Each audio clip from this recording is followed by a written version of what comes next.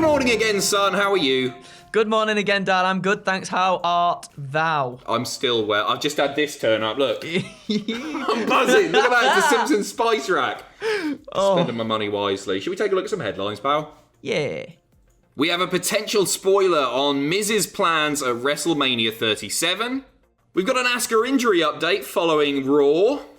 And another new WWE signing has been revealed. Find out who soon. So, kicking things off with a potential spoiler on the plans for our WWE Champion The Miz at WrestleMania 37. Now, there's a lot of possibilities, obviously. A lot of people speculating that he's not going to be WWE Champion come WrestleMania, that he'll drop that belt to Bobby Lashley, and maybe we'll get a triple threat at WrestleMania. Maybe it'll just be singles, Bobby Lashley versus Drew McIntyre, who of course wasn't on Raw this week. But we got some insight from Big Daddy Dave. What's he said? He said, Miz feels like a transitional champion, and they are doing everything possible to make you believe he's going to lose the title on Raw next week to Lashley. Lashley has been booked like a monster, and one would come out of the pay-per-view feeling like the title match for WrestleMania would be Lashley versus McIntyre, particularly since Miz is still embarked for the Miz and Morrison versus Big Bad Bunny. It says Big Bunny in notes there. And Damian Priest these notes. Yeah. There are many different ways to go, and at the pay-per-view show just 3 weeks before WrestleMania to shake things up, so I'm guessing that obviously would be Fastlane, so yes. something So could they potentially happen there. He's saying that the plan still right now, which is what it's looked like for a little while now, is to do the tag match Miz and Morrison versus Big Bad Bunny and Damian Priest, suggesting, of course, that Miz is not going to be WWE Champion come WrestleMania. Everything right now is pointing to Bobby Lashley defeating Miz. Not necessarily next week on Raw. I think we might see shenanigans there, but come WrestleMania, Bobby Lashley is going to be the big nasty heel champion, and then I guess singles match. I guess Lashley versus McIntyre, which I can get behind. I'm into that. I think it will be a shame for Miz to drop the title so soon, because we don't really know what he can do with that belt. He had to go the first time round, and it wasn't all that, largely overshadowed by the Rock and Cena program at WrestleMania, so it will be very, very interesting. It was going to be an interesting. I'm really enjoying the road to WrestleMania so far. Yeah, it's pretty unpredictable so far, and that's what I like about it as well. I mean, to be fair, the product has been pretty unpredictable recently. Like with the Royal Rumble stuff and Elimination Chamber, like winners and stuff, has been really, really good, but it is a shame because Miz didn't really get a good go that first time with the WWE Championship. And I think we've heard stories before in the past where it's like the title might have been on the line between him and Daniel Bryan at some point as well, and we never really got that. And it feels like he always just misses out on some of the things that he truly does deserve. But we'll see what happens, because like you said, shenanigans, anything could really happen, and plans change, don't they, on the fly? So all the time. Anything can happen in the World Wrestling Entertainment. Next up, just a little quickie on New Japan Pro Wrestling. In talks with multiple US TV networks. So this follows on from last week's Observer, where it was noted that they were in negotiations with the likes of ESPN, Vice, CBS Sports, before the Roku deal, obviously. But there's another network now in talks with New Japan. Who are they, Andrew? It is Axis. So the quote is, regarding the talks with Axis, the company is in talks right now with a number of US stations, and Axis being one of them. Who knows where they'll end up? It'll be good to see them proper on US TV. This is all part of their global expansion plan and looking to appeal to more Western audiences. So yeah, it'll be interesting to see where they end up. Now, we've talked about this one quite a lot. The Undertaker saying that WWE, the locker room, it's gone soft. They're rubbish. They're not hard enough. They're not carrying guns. They're not beating each other up. They're not taking loads of illegal drugs. They didn't say that. They said that it was a bit soft backstage. They're playing too many video games. And Dave Meltzer writing in The Observer this week, let's just say a lot of talent, not just here, but they were very upset about calling The Undertaker calling the modern generation of wrestlers soft, and those who backed up that statement also. Aside from Reigns and McIntyre, who evidently felt their stature was such that they could retaliate without getting heat, most kept quiet, because it's a no-win situation arguing with a legend in public.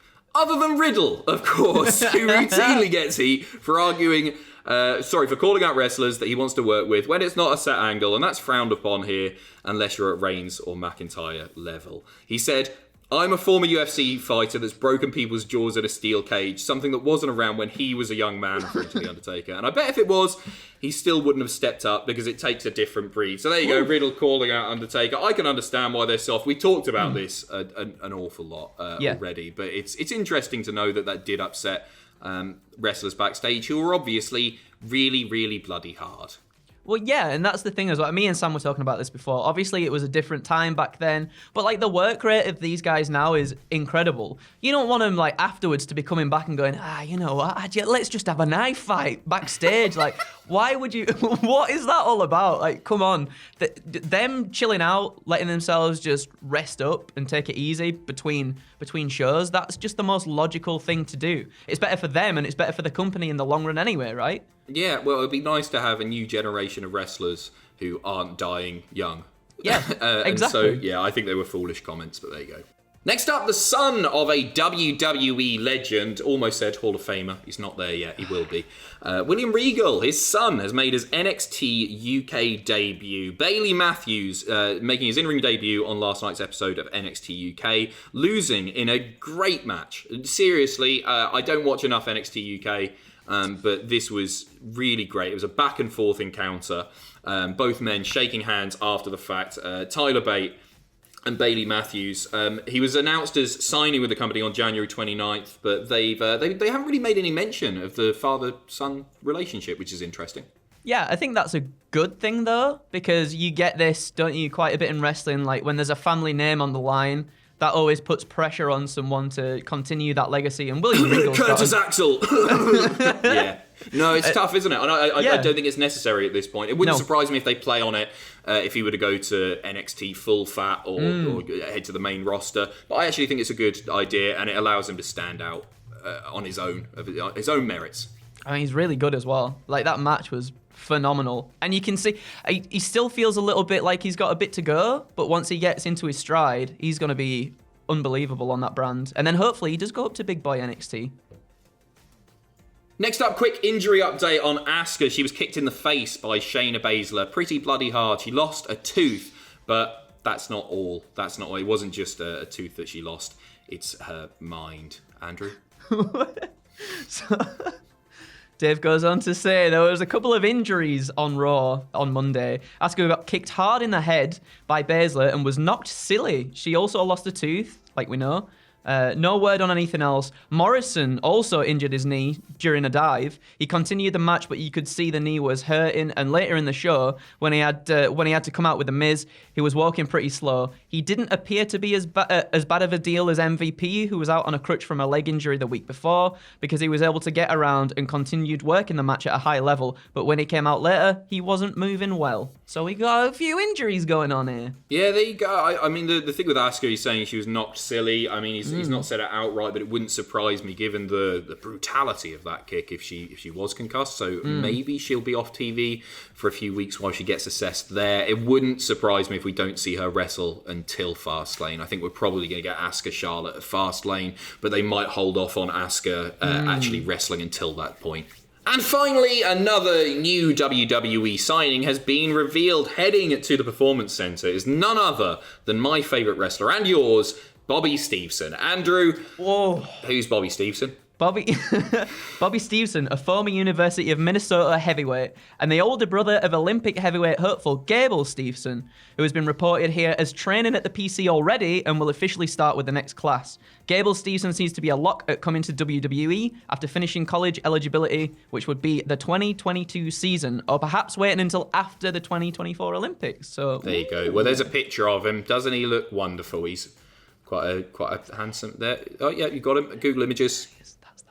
That's your boy. So congratulations on the WWE deal. I'll see you there soon.